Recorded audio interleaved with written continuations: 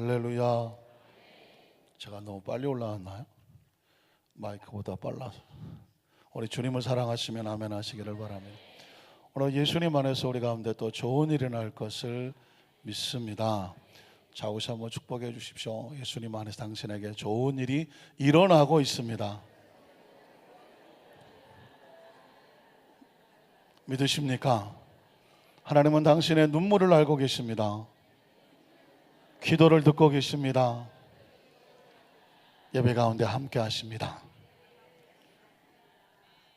여러분 혹시 인생을 이만큼 살아오셨으니까 대한민국 남자들이, 아니 전 세계 남자들이 무슨 소리를 제일 듣고 싶어 하는지 혹시 아십니까? 같이 살아보니까 우리 남편이 내가 어떤 소리를 해줄 때 제일 좋아하더라. 기억이 어렴풋이하거나 아직도 모르신다면 큰일이지만 무슨 소리를 남자들이 듣기 좋아합니까? 최고다. 그 최고다를 아시는 분은 최고입니다. 남자들이 듣고 싶어하는 소리는 뭘까요? 당신이 최고야. 아니 어느 노부부가요 야외 나갔다가 오다가 차 안에서 말다툼이 붙었다고 합니다. 이 부부는 참 희한하죠. 잘 나가서 놀고 밥 먹고 오다가도 차 안에서 뭐가 얘기가 삐끗하면 또 그냥 대판도 합니다. 그러면 남자들은 뭐 합니까? 부인하고 싸우면 뭐를 다 씁니까? Shut the mouth. 말을 안 합니다. 남자들은 화가 나면 말을 안 합니다. 입이 대벌 나와갖고 씩씩거리면서 혼자 운전을 하고 옵니다. 이 상태로 들어가면 이제 큰일 났죠. 들어가면 또 뭔 일이 벌어질지 모릅니다. 이 남자분께서 화가 나갖고 표현을 못하고 주차장에 들어가서 그냥 파킹을 후진으로 확 갖다 파킹을 했답니다. 부인이 얼마나 놀랐겠어요. 갑자기 차가 후진으로 해갖고 그냥 파킹을 확 해버리니까. 그때 부인이 이 양반이 미쳤나 하면서 누구 죽이려고 그래 하고 한바탕 할 수도 있었는데 갑자기 마음속에 이 남편을 칭찬하자. 그래야 지금 들어가서 이 마음을 그대로 가져갈 수는 없잖아요. 그래서 그 상황 속에서 남편에게 여보 어쩌면 그렇게 당신은 후진을 잘해? 한 번에 백으로 확 집어넣는데 난 당신같이 후진을 잘하는 남자 처음 봤다고. 갑자기 입이 대빨 나왔던 남편이 눈이 동그래지면서 부인을 쳐다보면서 이렇게 말하더랍니다. 나는 말이야 후진으로 서울까지 갈 수 있어. 후진으로 해갖고 서울까지 갈 수 있다. 부인이 잘한다고 하니까 갑자기 막 자랑하고 싶어갖고 후진으로 서울도 간다고 말해요. 말이 되지도 않는 소리지만 뭐가 났다는 거예요? 지금 신이 난 거예요. 자기 부인이 후진을 그렇게 잘한다고 하니까 내가 이래봬도 후진으로 서울까지 간다. 서울까지 가면 큰일 납니다. 그렇게 한다는 거죠. 남편이 또 평생 듣고 싶은 소리는 고맙다는 소리예요. 어느 노부부 이야기가 많은 남편이 오랫동안 병에 고생을 하시다가 돌아가실 때가 됐어요. 온몸에 그냥 너무 비쩍 마르고 눈물 한 방울 나올 수가 없는 그런 몸을 가졌는데 부인이 그 남편을 보고 마지막으로 무슨 소리를 해줘야 되나 하다가 여보 난 당신하고 함께 살아온 것 정말 고마워. 당신 나에게 준 모든 것이 너무 고마워. 고맙다는 말 한마디를 했대요. 그래 말 한마디 제대로 못하고 눈물 한 방울 못 흘리시는 그 할아버지께서 갑자기 눈물을 피 흘리더랍니다. 참 사랑하는 말, 이 고맙다는 말은 기적을 일으키죠. 그래서 여러분 다른 거 없어요. 같이 사시는 남자친구들한테 여보 당신이 최고야. 문을 꽝 닫고던 당신같이 터프하게 문 닫는 사람 처음 봤다고 막. 그러면 갑자기 팔뚝을 걷어 올리면서 내가 뭐 해줄 거 없어? 나 아직 살았어. 뭐 그럴지도 몰라요. 그리고 너무 화가 나 힘들어 보이면 뒤에서 백허그. 좀 해봐요. 뒤에서 남편을 백허그 하면서 난 당신 때문에 고마워. 좀 해봐요. 한번 따라하세요. 여보 나는 당신 때문에 너무 고마워. 오늘 가서 한번 해보세요. 그럼 남편이 이럴 거예요. 이리 와. 부인은 어떻습니까? 여성들이 가장 듣고 싶어하는 소리는 사랑해지 뭐. 아무리 들어도 질리지 않는 소리가 사랑해인데, 이게 대한민국 남자는요, 그걸 꼭 말로 해야 되냐? 내가 사랑하는 거 모르냐? 이렇게 행동으로 하려고 하는 게 있는데, 여자는 연구에 의하면 절대로 행동을 하는 건 못 알아듣는다네요. 뭐로 해야 돼? 말로 해야 돼. 말로. 그래서 여기 수협에 오신 아주 특별한 우리 남성 동지분, 저를 포함해서 끊임없이 입으로 여보 사랑해를 수도 없이 해야 부인은 살아난다는 것입니다. 우리 몇 안 되지만 우리 남성 동지들 용기를 내셔서 남성들만 따라합니다. 여보, 소리가 작습니다. 여보, 안 들립니다. 여보, 사랑해. 네, 우리 장로님, 우리 박사 한번 좀. 자, 우리 그래서 그런 가정은 문제가 생기더라도 문제가 없어지고 문제가 생길 일도 없다. 그래서 어떤 분은 남편이 월급을 타는 날, 그날만큼은 열일을 제쳐놓고 꼭 집에 와서 뭐 남편 좋아하는 찌개라도 끓여놓고 같이 식사를 하고 나서 꼭 그 말 한대요. 한 달 동안 너무 수고했다고. 당신이 땀 흘린 수고의 대가로 이 가져온 거 고맙다고. 그러면 그 남편은 한 달 동안 또 신나갖고 막 후진해갖고 서울까지 왔다 갔다 하면서 막 신나서 아마 또 열심히 일하고 다음 달 또 월급 갖다 주면서 이 부인이 또 나한테 뭐라 그러나 기대할지 몰라요. 우리 한산교회 성도들은 고맙고 사랑하다는 표현이 늘 차고 넘쳤으면 좋겠습니다. 하나님이 듣고 싶은 얘기도 그 얘기예요. 하나님 우리에게 정말 다 주셨잖아요. 다 주셨습니다. 하나님 백성들이 하나님 자녀들에게 듣고 싶은 것은 뭘까요? 하나님 사랑합니다. 감사합니다. 예배합니다. 어떠십니까? 혹시 이런 찬양을 기억하십니까? 나의 사랑, 나의 생명, 나의 예수님, 영원토록 정성 다해 사랑합니다. 예배는 사랑이죠. 사랑의 마음으로 예배하면 최상의 예배가 되는 거예요. 우리 함께 찬양을 드리고 기도하고 말씀 나누겠습니다. 나의 사랑, 나의 사랑, 나의 생명, 나의 예수님, 영원토록 영원토록 정성 다해 사랑하. 우리 다시 한번 할까요? 나의 사랑, 나의 사랑, 나의 생명, 나의 예수님, 영원토록 영원토록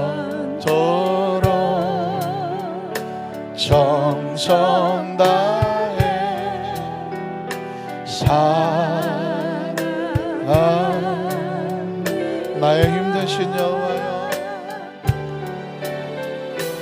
나의 힘 되신 여호와여, 내가 사랑합니다.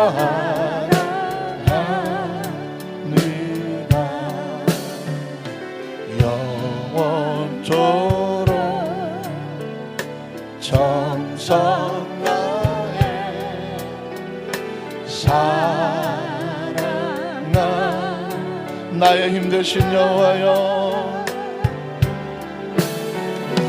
나의 힘 되신 여호와여, 내가 사랑합니다.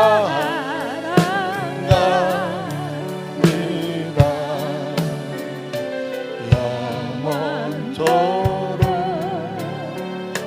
정성 다해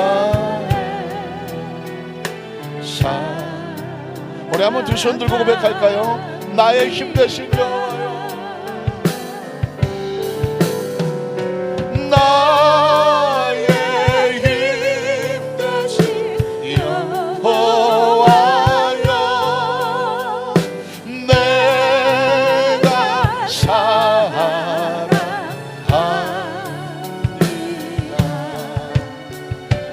영원토록 정성 다해 사랑. 마지막 고백, 두 손을 가슴에 얹고 나의 힘 되신, 나의 힘 되신 여호와여, 내가 주 사랑합니다. 영원토록 정성 다해 사랑하리. 영원토록 영원토록 정성 다해 사랑합니다.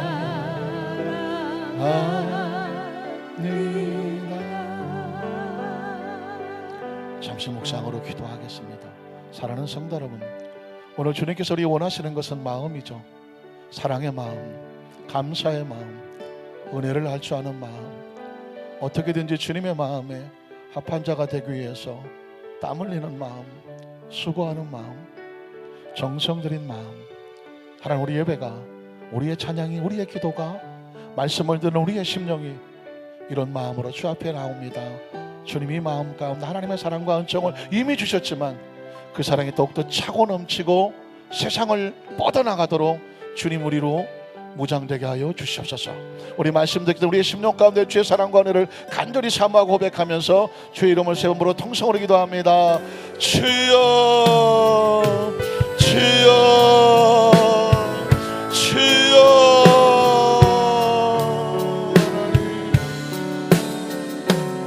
하나님,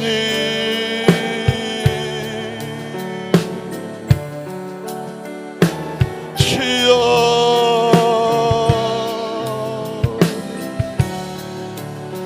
주여. 하나님, 주여,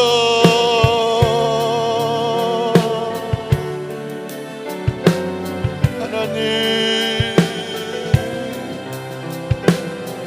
하나님,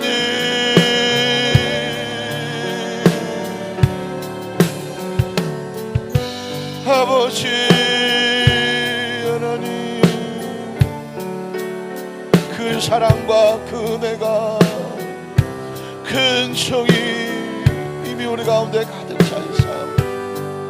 우리 여기도 순복한 산교회 손을 마음속에 주님을 향한 이 사랑, 이 마음, 이 정성, 이 고백, 주님 우리가 부족합니다. 말이 모자라고 하나님 앞에 설 수가 없는 존재인 것을 너무나 잘 압니다. 그러나 한 가지, 주님을 사랑합니다. 그럼에도 불구하고 주님을 사랑합니다. 그리 아니하실지라도 주님을 사랑합니다. 이 예배가 우리 생애 최고의 자리입니다. 예배에 생명이 있습니다. 예배에 소망이 있습니다. 예배에 하나님 기쁨을 얻습니다. 예배를 통해서 거룩함을 회복합니다. 이 예배를 통하여서 주님의 은혜를 얻습니다. 주님, 예배를 통하여 주님을 만나고 경험하고 체험합니다. 예배에 생명이 쏟아집니다. 말씀이 선포될 때에 치유 역사가 나타나고, 말씀에 치유 역사가 나타나고, 권세가 나타나고, 말씀에 주님의 사랑과 은혜가 넘쳐나고, 말씀에 용기와 희망을 얻고, 예배를 통하여 우리의 심령을 주님 앞에 고백합니다. 주님, 주님만이 우리의 힘이 되십니다. 주님만이 우리의 힘이 되십니다. 이 3일 예배 나눈 사랑하는 특별한 성도들에게 하나님의 마음과 하나님의 사랑과 하나님의 은총으로 충만하게 하소서. 주님은 나의 힘이 되십니다. 나의 힘 되신 여호와여, 나의 힘 되신 여호와여,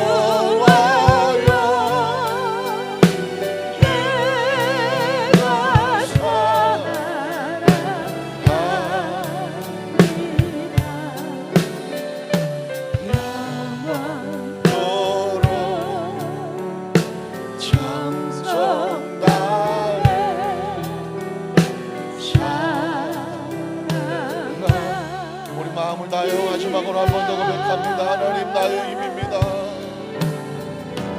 나의 힘 되신 여호와여,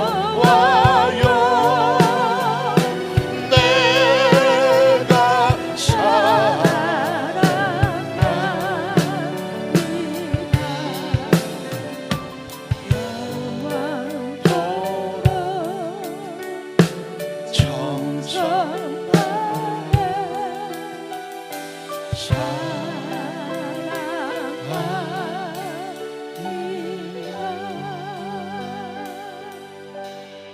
하나님 아버지 감사합니다. 우리가 무엇이간데 그 사랑 쏟아 생명 깨뜨려 그 피 흘려서 우리를 지키시고 정결케 하시고 의롭다 여기시고 하나님의 자녀 삼아 주십니까? 생각하는 것과 말하는 것과 행동하는 것과 삶의 모습은 늘 냄새나고 불의하고 추악하고 모자라고 찌그러지고 일그러지고 이기적이고 세속적이고 세상적이고 저밖에 모르는 고집과 아집으로 가득 차 있는 우리의 이 흙덩어리들을, 이 죄덩어리들을 어떻게 우리를 그대로 안으십니까? 우리를 위해서 어떻게 그 피를 흘리십니까? 온전히 우리를 사랑하시는 하나님의 사랑이, 내가 너를 지었고 내가 너를 만들었잖아. 네가 아무리 흠덩어리고 죄덩어리라고 할지라도 난 너를 사랑하잖아. 내가 너를 보배롭고 존귀하게 여기잖아. 그 사랑으로 우리를 안으셔서 이 자라는 죄 백성들에게 하나님의 자녀된 권세를 허락하여 주시고 감히 주님의 이름을 높이고 찬양하며 주님을 사랑한다고 고백하는 찬양하게 하시고 우리 영의 귀를 열고 마음을 열어서 말씀에 귀 기울이게 하시니 감사합니다. 이곳에 오신 우리 모든 특별한 성도들에게 하나님의 사랑, 하나님의 마음, 하나님의 능력, 하나님의 은총, 하나님의 은혜, 하나님의 생명, 하나님의 치유로 품어 주시옵소서. 한 사람도 거저왔다 거저가지 아니하고 하나님의 마음과 사랑으로 새롭게 무장하고 이 세상에 나가서 당당하게 우리가 하나님의 자녀인 것을 드러내고 선포하고 하나님의 축복의 통로로 귀하게 쓰임받도록 주님 무장시켜 보내게 하여 주시옵소서. 말씀 가운데 강력한 치유, 말씀의 권세가 선포되면 이곳에서, 가정에서, 병권에서 우리의 자녀들, 우리의 환우들이 낫는 역사가 임하게 도와 주시옵시고 오늘 하나님의 사랑과 은혜가 우리 모든 성도들의 답답하고 쓸쓸하고 억울하고 속상하고 외롭고 눈물나고 캄캄하고 힘든 마음을 깨끗이 씻어버리고 주님 안에 새로운 믿음과 소망과 사랑을 회복하고 돌아가는 귀한 시간 되게 도와 주시옵소서. 몸된 교회 선선하고 수고하는 모든 봉사의 손길들, 땀 흘리는 손길들, 그 땀의 수고를 주님 격려해 주시고 위로해 주시고 싸매어 주시고 하나님의 은총으로 심은 대로 거두게 하여 주시옵소서. 예수님의 이름으로, 예수님의 이름으로 간절히 축복하고 기도드리옵나이다. 아멘. 여러분, 세 사람 이상하게 하나님은 당신을 사랑하십니다. 공개해 주시기 바랍니다.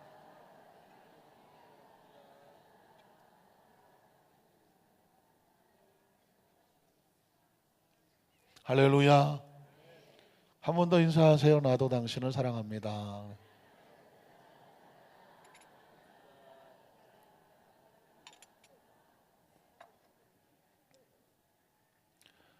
예배는 하나님과 자기 백성이 만나는 거니까 아마 이 땅에 있는 모든 일 가운데 가장 최고의 축복의 자리가 예배가 아닐까 저는 확신합니다. 힘들고 어려고 눈물 나고 속상하고 억울하고 캄캄하고 답답하고 어디 앞에 가서 마음 놓고 울 때도 없을 때 하나님 앞에 와서 울면 되잖아요. 그게 기도가 되고 찬양이 되고 예배가 되고 고백이 되고 하나님께서 우리 마음을 아시면 그걸로 끝나죠. 우리가 왜 힘들어합니까? 내 마음을 못 알아주기 때문에 그렇잖아요.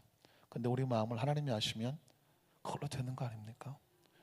최근에 혹시 뭐 SNS라든가 신문에 보면 어느 목사님께서 뭐 교회의 오적 그래서 뭐 5가지를 없애야 된다 뭐 이러면서 글을 썼다가 굉장한 뭐 항의도 받고 또 한쪽 구탱이는 또 뭐 그것도 맞다 뭐 그러는 사람이 나왔는데 저하고는 예전에 아주 절친한 나이가 좀 서로 조금 차이 나지만 뭐 친구 같이 지냈던 목사님이에요. 한국의 가정사역에 굉장히 큰 지금 어려운 개척길을 걸어가고 큰일 하고 계신 목사님인데 그분이 왜 그런 말을 했는지 참 가슴 아프더라고요. 그 중에 하나가 예배 시간에 주여 삼창하고 통성기도 하는 거 없어져야 한다. 뭐 그런 거를 썼어요. 그래서 제가 가슴이 아프더라고요. 왜 그러냐면 처절하게 밑바닥을 쳐보지 않은 사람은 왜 주님을 향해서 왜 그렇게 간절하게 3창 아니야 4창 5창 6창 7창 8창 9창 하더는지를 모른단 말입니다. 그러고 보니까 편하게 사셨어. 편하게 사셨어.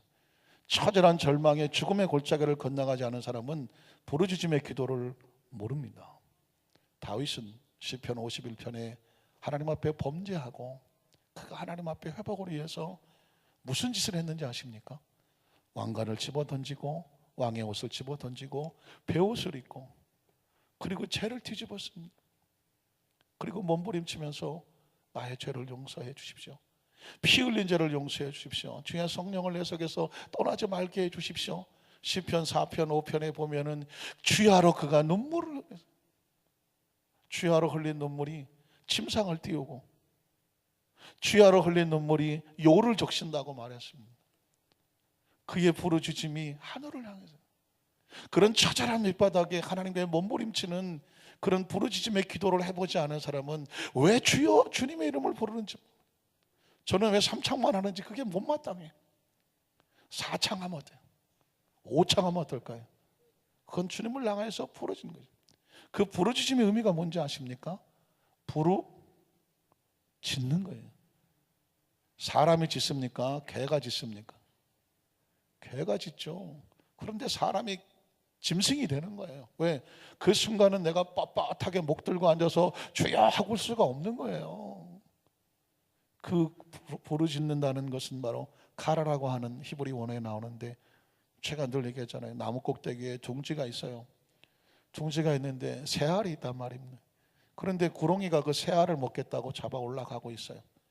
그런데 어미새가 보니까 지금 자기 새끼 그 알이 둥지에 있는 알이 조금 있으면 구렁이에 잡아 먹히게 생겼어요.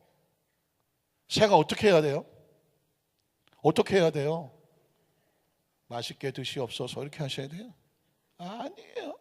그 순간은 눈깔이 확 뒤집히는 거예요. 이건 눈도 아니야. 이거는 눈깔이 뒤집히는 거예요. 어느 짐승이든 지 새끼가 지금 죽을 직전인데 거기서 제정신 차릴 그럴 짐승은 없어요.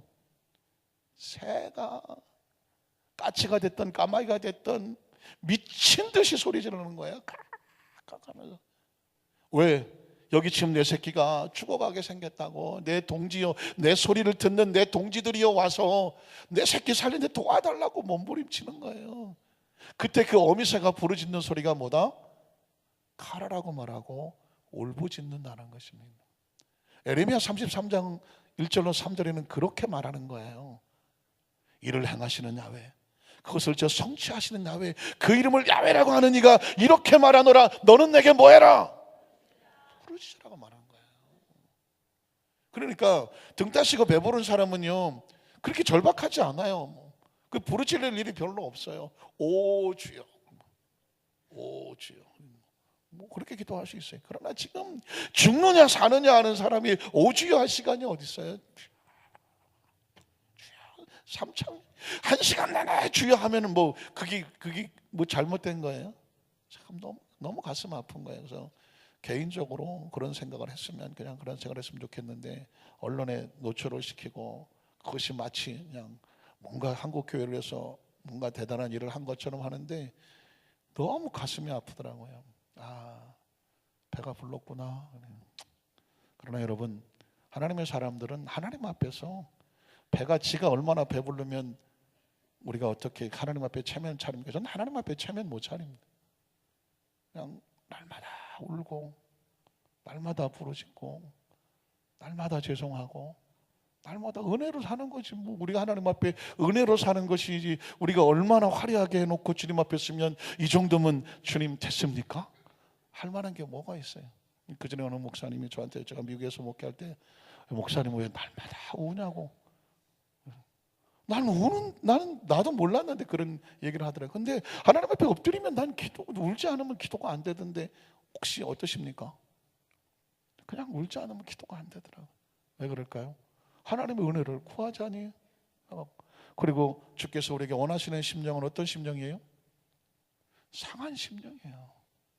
상한 심령, 간절히 부르는 심령을 하나님께서 원하지. 주여, 나는 저 세리와 같지 아니하고 일주일에 2번을 금식하면서 화려한 옷을 입고 오늘도 하나님 앞에 나왔나이다. 나의 이 기도를 들어주시옵소서.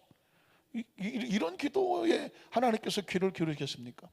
우리 권사님 지금 아까 이제 제 사무실에 와서 대표기도 하는데 널들들들들들 떨고 그러는 얼굴이 확 천하의 신정남 권사 신남정 권사님이 그냥 후들후들 떨고 계시는 거예요. 왜 떨었을까요? 대표기도를 해야 되는데 이거 어떡하냐고. 목사님,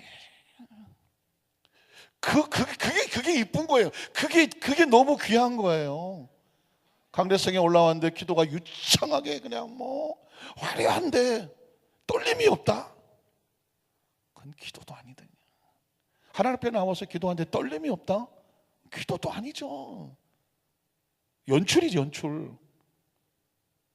또 어린애 같이 떠는 마음으로 강단에 올라와서 기도를 그냥 해나갈 때 그게 우리 마음을 움직이지 않습니까? 그 다음에 또 하실 거예요? 한번 따라 하실까요? 안식일에도 사람의 전신을 건전하게 하신 예수님.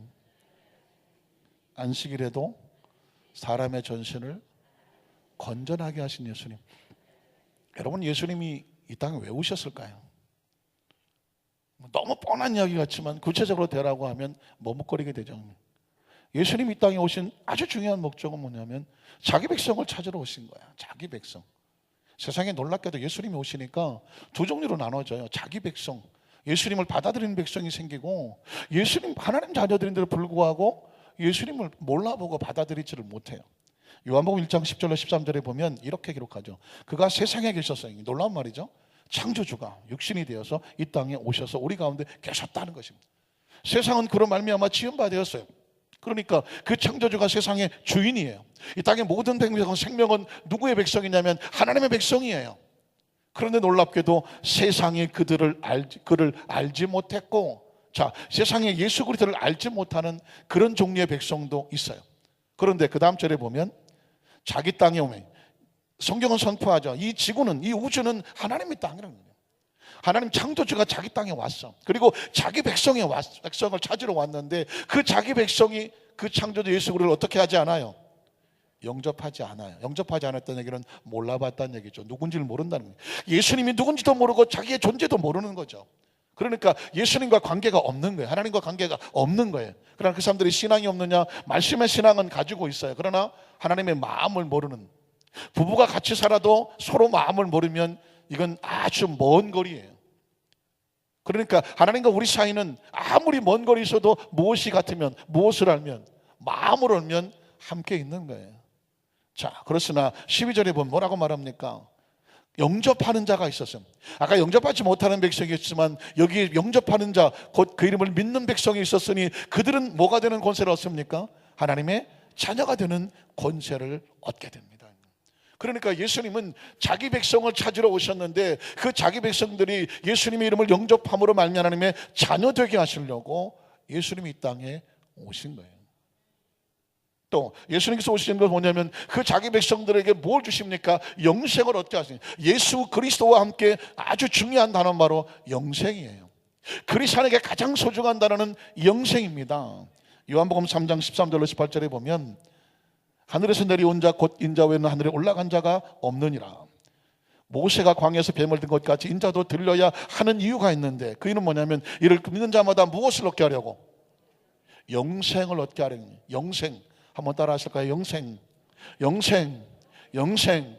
너무 오래전에 들은 이야기인가요? 너무 이렇게 이 현실과 동떨어진 얘기처럼 들리시나요? 그리스도인에게 있어서 영생을 빼고 나면 뭐가 있나요? 기독교의 영생을 빼고 나면 뭐가 있나요? 아무것도 없는 거예요. 예수 믿고 이 땅에서 거룩하고 성결하게 살자, 잘 살자, 어떻게 하고 살자. 이 땅의 삶은 제한적인 삶, 눈에 보이다가 없어지는 삶, 육신의 옷을 벗는 삶. 이 세상은 3차원의 삶이잖아요.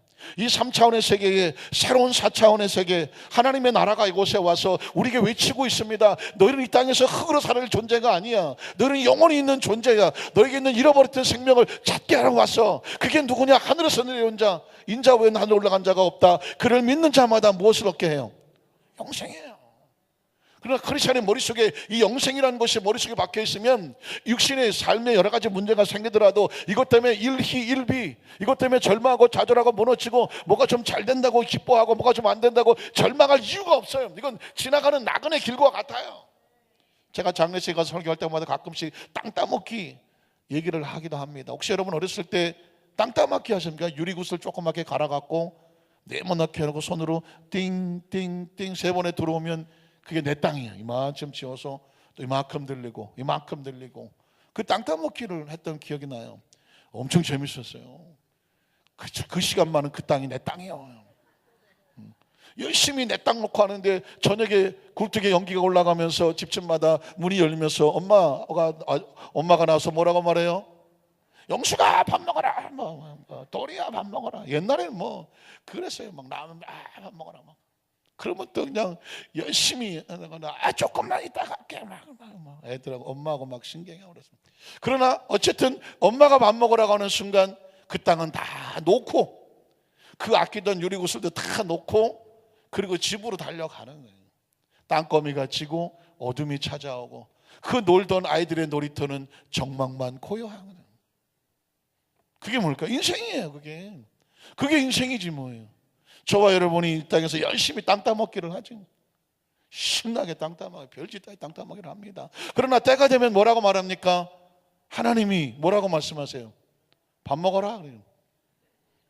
저녁 먹어라. 밥 차려놨다 그래요. 그거 어떻게 돼? 그때 뭘 벗는 거예요? 그동안 있었던 옷을 벗는 거죠. 집으로 돌아가야 되지 않겠습니까? 그게 뭐예요? 집으로 돌아갈 수 있는 생명, 그게 무슨 생명이에요? 영생이죠. 지금 우리의 삶은 80, 90, 100살? 100살 정도만 살아도 100살 살까? 어쨌든 이 땅에서는 100살이라고 그래요. 100살. 100살이라고 하자고요. 그러면 100살 지나면 뭐예요? 육신은 다 멎는 거잖아요. 근데 놀랍게도 영원한 생명에 대해서 말씀해 주시는 다른 어떤 종교에도 없어요. 하늘에서 내려오신 분은 한 분밖에 없기 때문에 다른 종교에서 얘기를 할 수가 없다니까요.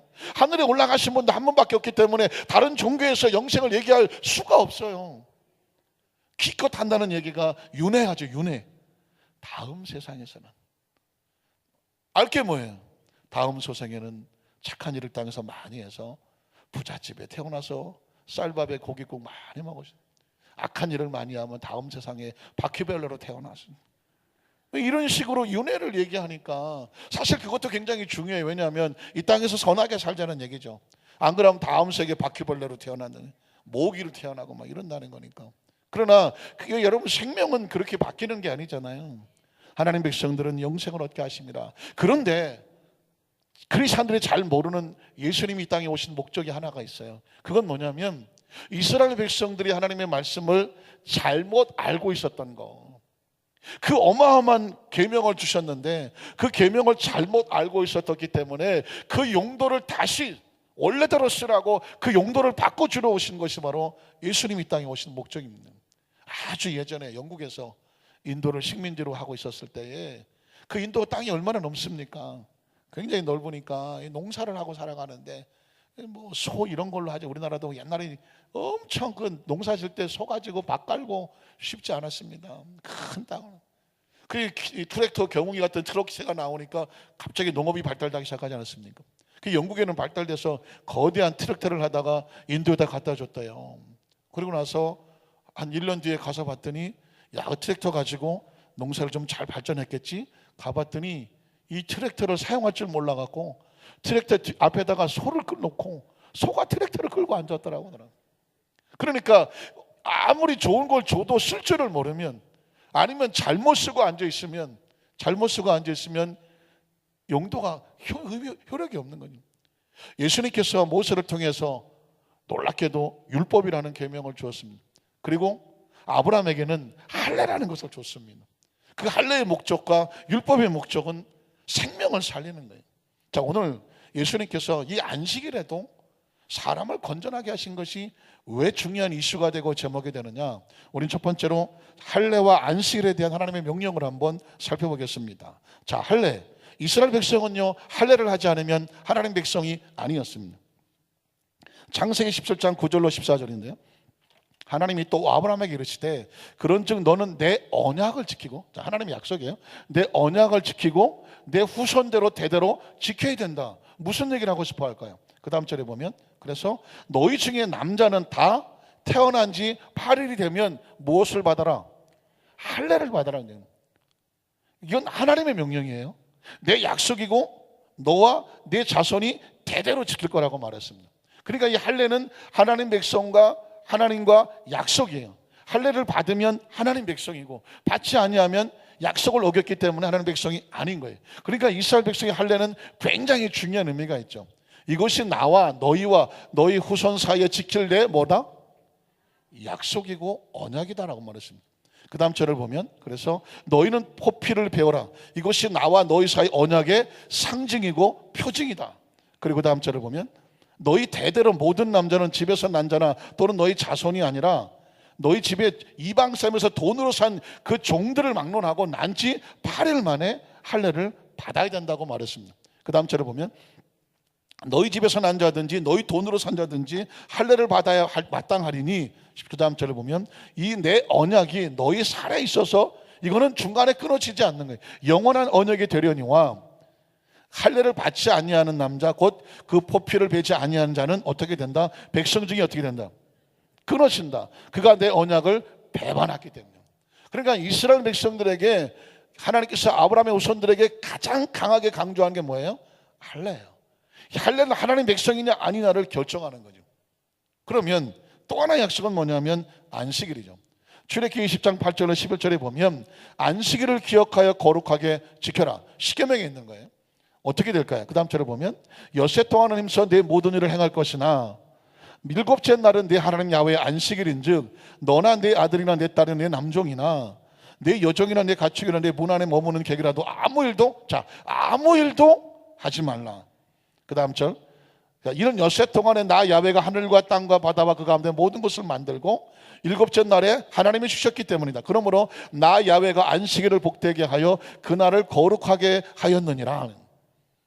자, 여러분 혹시 눈치채셨습니까?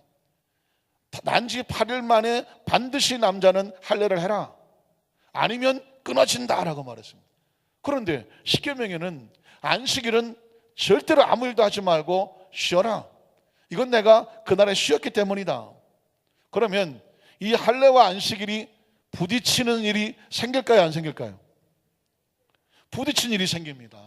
왜냐하면 아이가 태어난 지 8일 만에 사내 아이를 할례를 하려고 봤더니 그날이 무슨 날이에요? 안식일인 거예요. 그날이 안식일인 거예요. 할례는 해야 되는데 안식일은 뭐하라고? 아무것도 하지 말라고 말했어요. 할례를 해야 될까요, 말아야 될까요? 해야 된다. 하지 말아야 된다.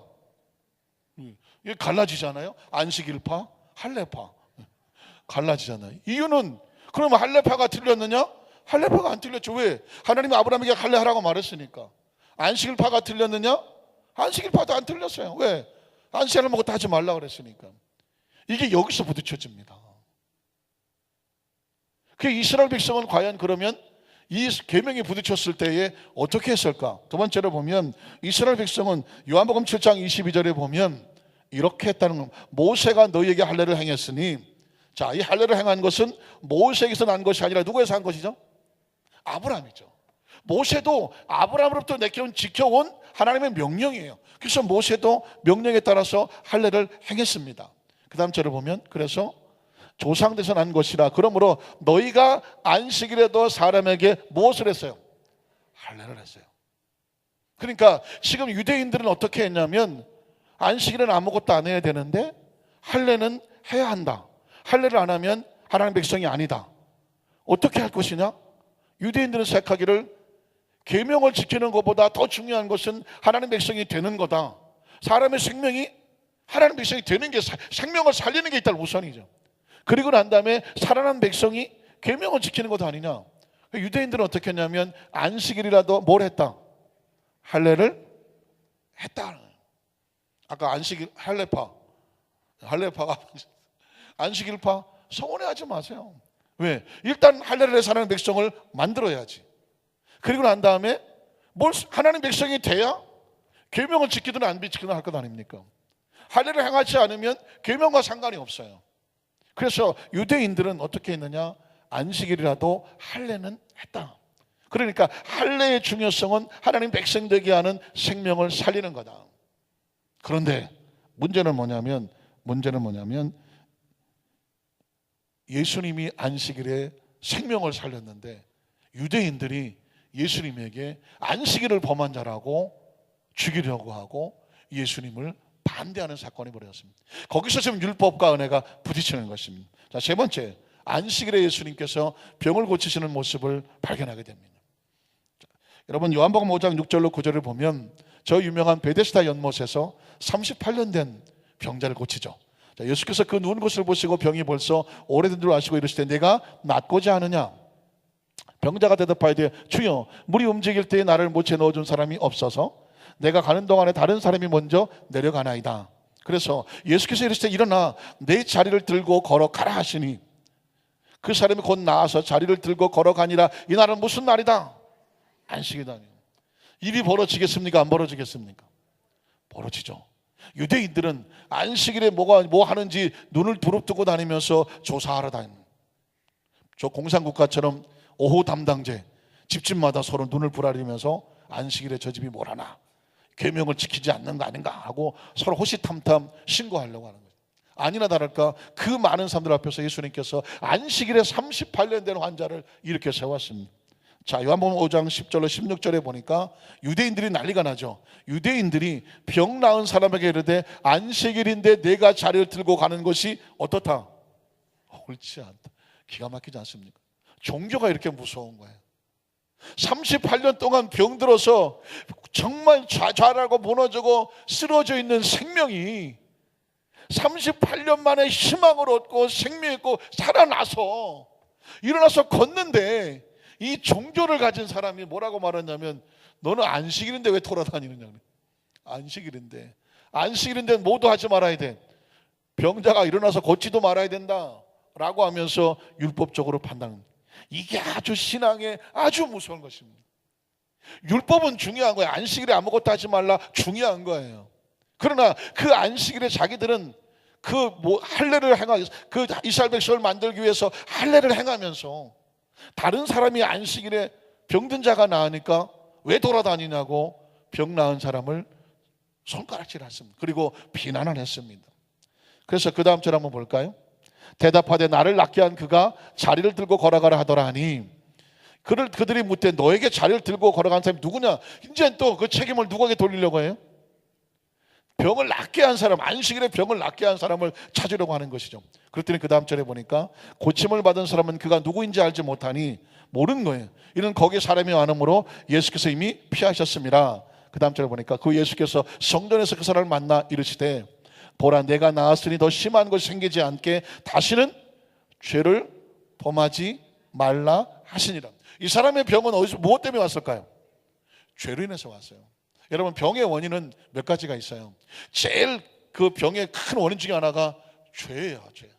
죄를 지면 뭐가 다가올까요? 영이 죽으니까 몸도 상처를 입어요. 그래서 병이 들었을 때는요, 이 병의 원인 가운데 제일 처음은 죄다. 그래서 이 병이 죄로 인한 병은요, 약을 먹으면 날까 안 날까요? 안 나요. 수술 받으면 증세는 멈출지 모르지만 병이 낫지는 않아요. 그러면 병으로, 이 죄로 인한 병은 어떻게 될까요? 회개해야죠. 회개해야 병이 낫습니다. 그래서 예수님께서 중풍병자가 왔을 때 소자야 안심하라, 내가 죄 사함을 받았느니라 그래서 맞아. 그가 회개하고 엎드리는 모습을 보았기 때문에 그래서 죄 사함을 받았다고 먼저 말했죠. 죄 사함을 받았고 나니까 그 다음에 내 자리 들고 가라고 말했습니다. 그래서 우리가 병 낫기를, 치유를 원할 때는 먼저 간절한 회개가 있어야 돼요. 지금 이 사람의 병은 죄로 인한 것입니다.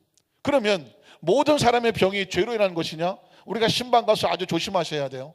예전에는 모든 병이 죄로 인해서 온 줄 알고 신방 가자마자 그 병원에 있는 환자에게 말하기를 회개하세요. 그러고 막 눈을 도끼는 뜬 적이 있었습니다. 가뜩이나 지금 병 들어서 병원에 입원한 사람에게 회개하라고 말하면 상처가 되겠어요, 안 되겠어요?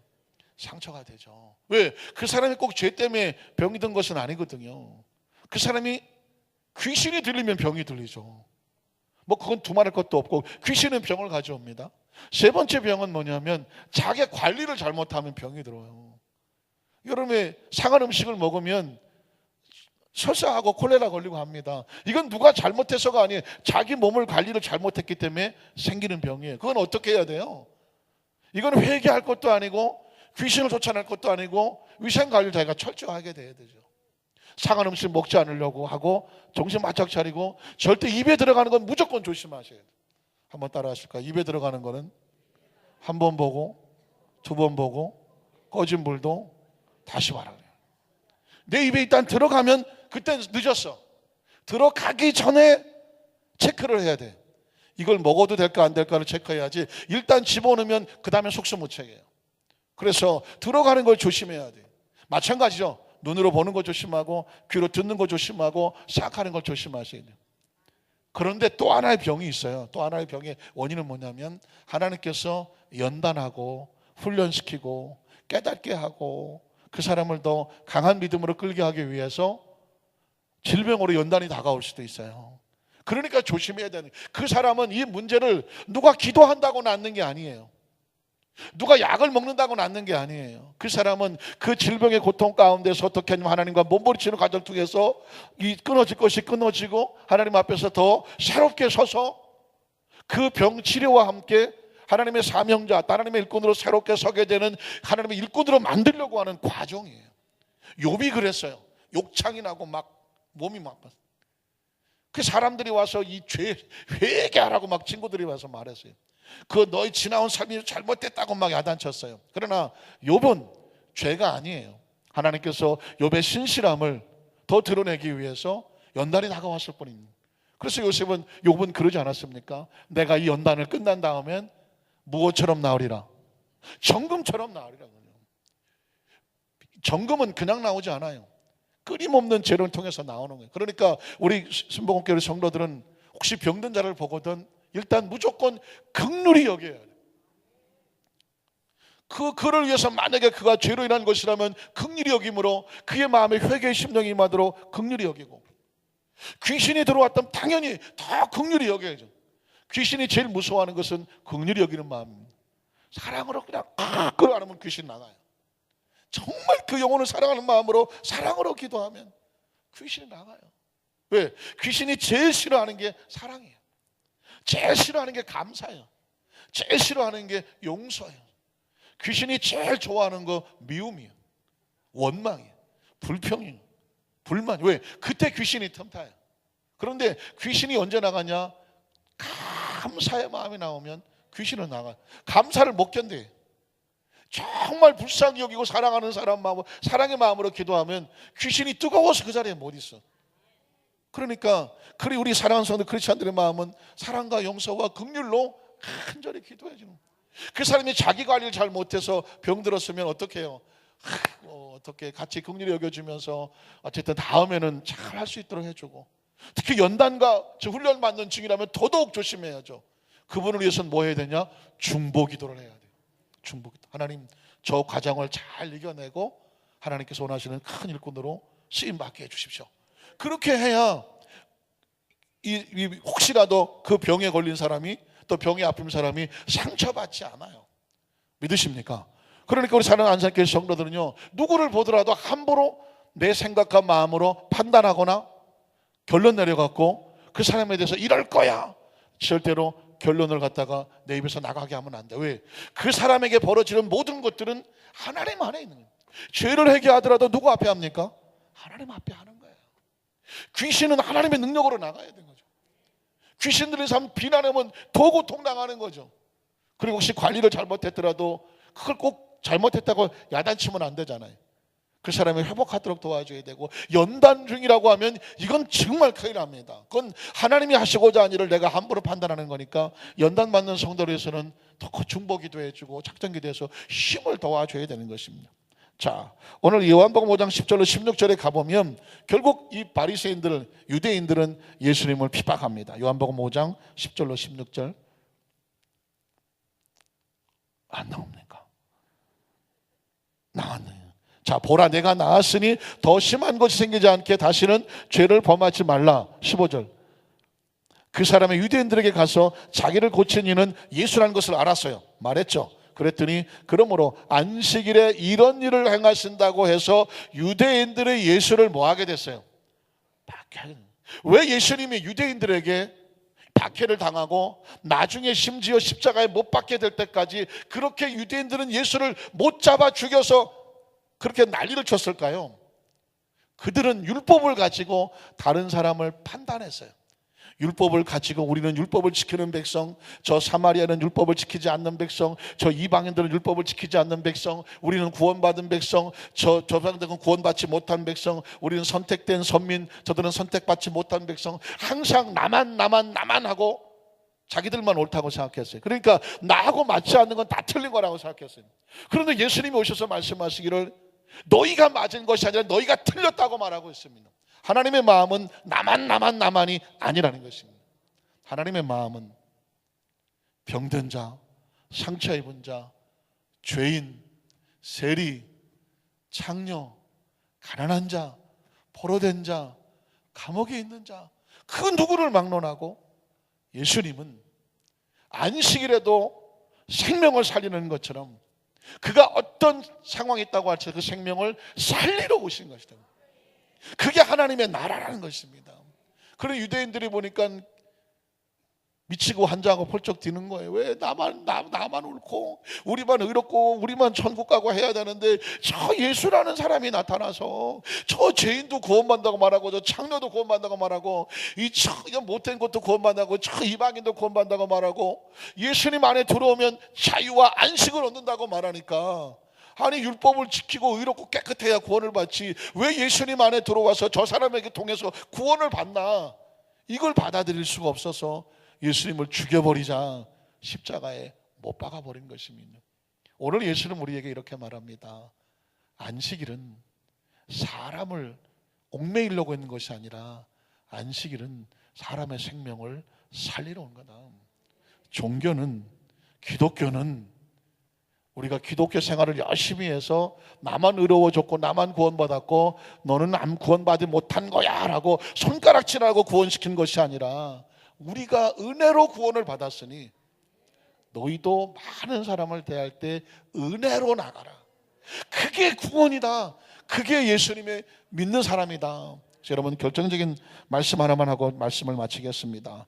마태복음 12장 11절 13절 예수께서 이르시되 너희 중에 어떤 사람이 양 한 마리가 있는데 안식일에 구덩이에 빠졌으면 끌어내야 끌어내지 않아요? 왜? 안식일에 아무것도 하지 말라 그랬는데 안 끌어내야지. 그런데도 구덩이에서 양을 끌어내. 왜 그럴까요? 생명을 살려야지. 그래서 그 다음 절을 보면 사람이 양보다 얼마나 더 귀하냐, 그러므로 안식일에 선을 행하는 것이 뭐예요? 옳으니라 하시고 13절에 이에 그 사람에게 이르시되 손을 내밀라 하시니 그가 내밀매 다른 손과 제복되어 성하더라. 예수님은 안식일 때문에 생명 살린 일을 금하지 않으셨다. 마태복음 12장 1절로 8절 이때 예수께서 안식일에 밀밭 사이로 가실 때 제자들이 시장하여 이삭을 잘라 먹으니 유대인들이 가만히 있을 수가 없죠. 바리새인들이 보고 예수께 말하되 보시오, 당신의 제자들이 안식일에 하지 못할 일을 하고 있나이다. 예수께서 이르시되 다윗이 자기와 그와 함께한 자들이 시장할 때 한 일을 읽지 못하였느냐. 구약시대에도 그가 하나님 전에 들어가서 제사장 외에는 자기나 그와 함께한 사람들이 먹을 수 없는, 빨리 넘어가요, 먹어서는 안 되는 진설병을 하나님 앞에 드려질 그 떡, 그것은 하나님께 제사 지나고 나면 제사장만 먹는 떡이었습니다. 그런데 다윗과 그의 제자들이, 그 다른 사람들이 너무 배고파서 안식일에 있는 떡을 먹었어요. 안식일에 제사장들이 성전 안에서 안식을 범하여도 죄가 없음을 너희가 율법에서 읽지 못하였느냐. 내가 너에게 이르노니 성전보다 더 큰 이가 어디 있다. 예수님을 성전 안에 가두지 마라. 형식에 가두지 마라. 그 다음 절 뭐라고 말합니까? 나는 자비를 원하고 제사를 원하지 않는다. 안식일은 제사고 안식일에 생명을 살리는 건 자비다. 그래서 그 다음 절 보면 너희가 알았더라면 무지한 자를 정죄하지, 예수님 그리고 제자들 정죄하지 아니하였으리라. 8절 한번 따라, 인자는 안식일의 주인이다. 예수님 안에서 그 모든 것들은, 행위나 율법이나 이런 것들은 예수님 안에서 다 자유해지는 거예요. 그러니까 만에 하나 여러분이 혹시 예배를 드리러 가는데 옆에 있는 사람이 지금 쓰러져 죽어가고 있어. 어떻게 해야 될까요? 생명을 살리라고요. 생명을 살리는 게 크리스찬이다. 기억하셔야 돼요. 제가 목사잖아요. 그러니까 예배에 오다가 옆에 죽어가는 사람을 보고 어떻게 해야 될까요? 말할 때에 예배 나와야지. 제가 그래야 되잖아요. 예배를 나와야지. 이렇게 얘기해야 돼요. 그런데 예수님은 이렇게 말합니다. 나는 자비를 원해. 생명을 살리는 게 원해. 생명을 살리는 게 예배야. 믿으십니까? 그러니까 우리가 크리스찬이지만 예배를 나오다가도 사람이 죽어간다면 사람부터 살려라. 왜냐하면 누가복음 10장에 선한 사마리아 비유가 있지 않습니까? 강도를 만나서 한 사람이 죽어가는데 제사장 레인이 지나가는데 나 예배 드리러 가야 돼, 나 제사 지내러 가야 돼, 그러면서 그냥 지나쳤다. 근데 누가? 사마리아인이, 이방인이 예수님 그 강도 만난 자를 데리고 주막까지 가고 그 사람을 치료하도록 부탁을 하고 비용이 더 들면 내가 돌아와서 주겠다고 말을 합니다. 예수님 뭐라고 말한지 아십니까? 누가 강도 만난 자의 이웃이겠느냐라고 물었습니다. 누군가요? 선한 사마리입니다. 그랬더니 예수님께서 이렇게 말하죠. 너도 가서 이와 같이 해라. 믿으십니까? 그러니까 크리스찬은요, 뭐가 제일 중요하냐? 사람 살리는 게 최고로 중요해요. 어떤 형식에 제한받지 말고 사람을 살리는 것에 그게 최우선이에요. 왜냐하면 하나님도 우리에게 우리를 먼저 판단해 놓고 우리를 정죄하는 것이 아니라 구원시켜 놓고 할례를 먼저 행하고 그 다음에 안식일이 있는 거예요. 마찬가지로 우리를 먼저 구원시켜 놓고 아직 더럽고 추하가되 구원시켜 놓고 하나님의 자녀로 만들어 가는 거예요. 우리도 그렇게 구원받았으니 누구를 향하여서 돌을 던지고 손가락치며 저거 왜 저러고 저 모양이고 막 이거 뭐 권총 쏜다 그러나 막 이렇게 할 필요 없어요. 하나님이 우리를 용서하셨는데 누가 우리를 정죄하며, 하나님이 그 사람을 용서했는데, 하나님이 그 사람을 용서했는데 우리가 감히 누구간데 그 사람에 대해서 뭐라고 말을 할 수가 있겠습니까? 그게 바로 구약의 율법에 갇혔던 유대인과 예수 그리스도를 믿는 크리스찬의 차이예요. 유대인들은 지금도 여전히 율법을 중심으로 해서 들어와야 살고 벗어나면 정죄하며, 그러나 크리스찬은 누구도 정죄하지 않고 누구도 들어옵니다. 누구도 자유하고 누구도 변화될 수 있고 누구도 여전히 희망이 있습니다. 그게 바로 예수님의 사랑이고 기독교의 마음이죠. 우리 크리스찬들의 마음속에 이 은혜를 꼭 품으시기를 주님의 이름으로 축원합니다. 기도하겠습니다. 전능하신 하나님 아버지 감사합니다.